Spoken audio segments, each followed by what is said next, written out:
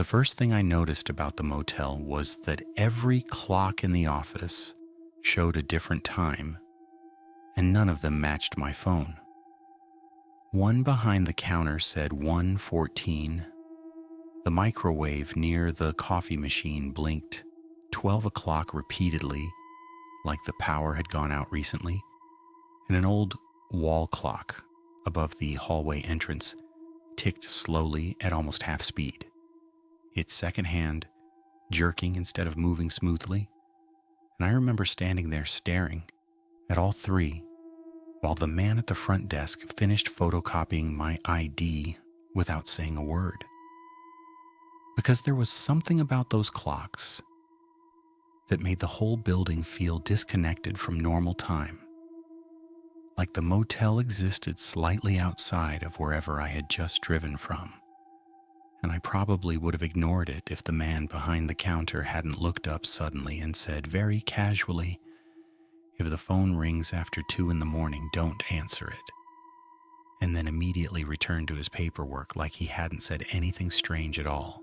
And the way he said it bothered me more than the warning itself, because there was no humor in it, no attempt to sound mysterious, just the same tone someone would use to tell you where the ice machine was. And I remember waiting for him to explain further, but he didn't. He just slid the room key toward me across the counter and looked past me toward the dark parking lot outside like he had already forgotten I was standing there. And maybe if I hadn't been driving for nearly 10 hours, I would have left right then, but exhaustion has a way of making weird things feel manageable. So I took the key, thanked him, and walked back outside into the cold night air, and even now I still remember how quiet the parking lot was. Not silent exactly, but absent somehow, like sound itself didn't travel correctly there. And the motel sat far enough off the highway, the traffic noise barely reached it, leaving only the faint hum of the ice machine near the office and the buzzing fluorescent lights mounted outside each room. And as I walked toward room 12, I noticed something else that felt slightly wrong, which was that none of the curtains were fully closed. Every room had a narrow gap in the center, like someone inside was watching the parking lot through the fabric.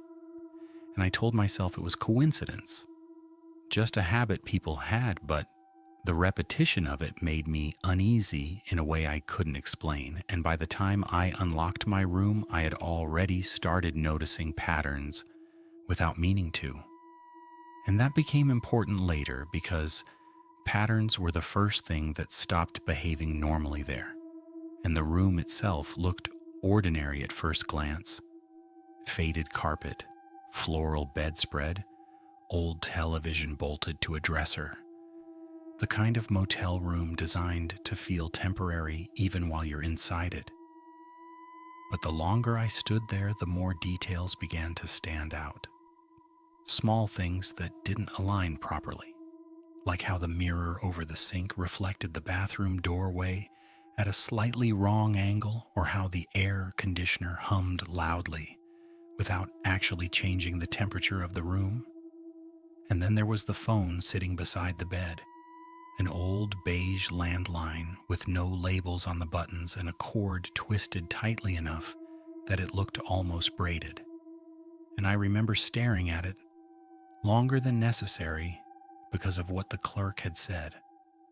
And I finally convinced myself the warning was probably aimed at drunk guests or prank calls or something equally normal, something explainable, and eventually exhaustion overpowered curiosity, and I showered, turned off the lights, and lay down facing the television screen, which reflected the room faintly in the darkness. And I must have drifted off for an hour or two before waking suddenly without knowing why. That strange kind of waking where your body reacts before your thoughts catch up, and the room felt different immediately, not colder or louder, just occupied somehow. And I stayed still for a moment listening, trying to figure out what had pulled me awake. And then I heard it, a soft, repetitive sound coming from outside, not footsteps exactly, more like someone dragging their fingers slowly along the metal railing outside the rooms. And it moved steadily past my window without stopping. A faint, scraping rhythm that faded toward the far end of the motel before disappearing entirely. And I remember sitting up slowly after it ended, checking my phone for the time. And the screen read 1:58 a.m., and I don't know why that detail unsettled me as much as it did, except that the warning from the clerk returned instantly in my mind. Sharper now, more specific. And I told myself I was being ridiculous, that motels are full of strange noises at night, pipes shifting, people walking around. But even while thinking that I noticed, the room had become completely silent again, unnaturally silent, and that silence lasted exactly long enough for me to hear the phone ring beside the bed at 2 a.m. sharp. One loud mechanical ring that seemed far too sharp for such an old phone. And every part of me froze immediately because the timing felt impossible in a way that bypassed logic entirely. And the phone rang again before I could decide what to do. And I remember staring at it in the darkness while the buzzing fluorescent light outside leaked through the curtains in pale stripes across the bed. And I kept thinking about how specific the clerk's warning had been. Not if the phone rings tonight, not if someone calls your room, but if the phone rings after 2 a.m, don't answer it. And there was something about the certainty of that instruction that made answering feel less like curiosity and more like stepping into something I didn't understand. So I let it ring, and it continued steadily for what felt much longer than a normal call, before finally stopping on its own, and the silence afterward felt heavier than before, almost expectant, and I sat there listening carefully for movement outside. But there was nothing now. No scraping along the railing, no distant voices, nothing except the low electric hum from the motel sign somewhere near the road. And eventually I lay back down without turning the light on, telling myself the moment had already passed, that nothing had happened. But I couldn't relax because I had started noticing another pattern, something subtle but impossible to ignore once I became aware of it, which was that the room looked slightly different every time I glanced away from something and looked back again. Not dramatically different, just small shifts, like the chair near the window angled slightly more toward the bed than before, or the bathroom door opening an inch wider than I remembered, and I tried to dismiss it as exhaustion at first. But the changes continued consistently enough that I eventually stopped looking around the room altogether, because paying attention to it seemed to make the differences more obvious. And sometime around 2:20, the phone rang again, and this time I felt something worse than fear recognition, because I had already started understanding that the motel operated through repetition, through patterns that only became visible after they repeated enough times. And I realized the ringing itself wasn't random, it was part of a sequence. And for some reason that made it feel more dangerous than if it had simply been unexplained. And I watched the phone vibrate slightly against the nightstand with each ring until it stopped again. And a few seconds later, I heard the sound of footsteps outside my room, slow and deliberate, stopping directly in front of my door. And I held my breath without meaning to, listening as the silence stretched between each small sound. And then came 3 soft knocks, evenly spaced, not aggressive or urgent, just patient.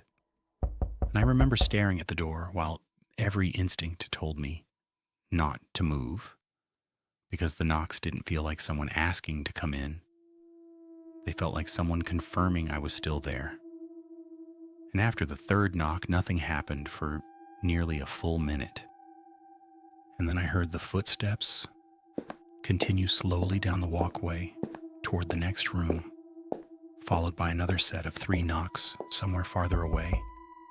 And I stayed frozen in bed long after the sound faded because something about that pattern felt deliberate, almost procedural. Like whoever was outside wasn't searching randomly, but following some kind of routine, and eventually curiosity overcame fear enough that I stood carefully and moved toward the window, pulling the curtain aside just slightly to look out into the parking lot. And the first thing I noticed was that every curtain in every room was now fully open, every single one. And through each window, I could see empty motel rooms lit by identical yellow lamps, all vacant except for mine. And the sight of it hit me with a kind of quiet unreality that's hard to explain because I knew those rooms had been occupied earlier. I had seen lights, movement, silhouettes behind curtains. But now the entire motel looked abandoned except for me.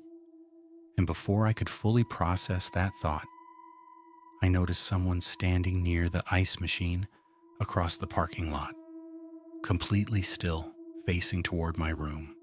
And the distance and darkness made details impossible to make out clearly. But I could tell immediately there was something wrong with the posture, something too rigid and perfectly balanced, like a person standing still for a photograph rather than naturally at rest.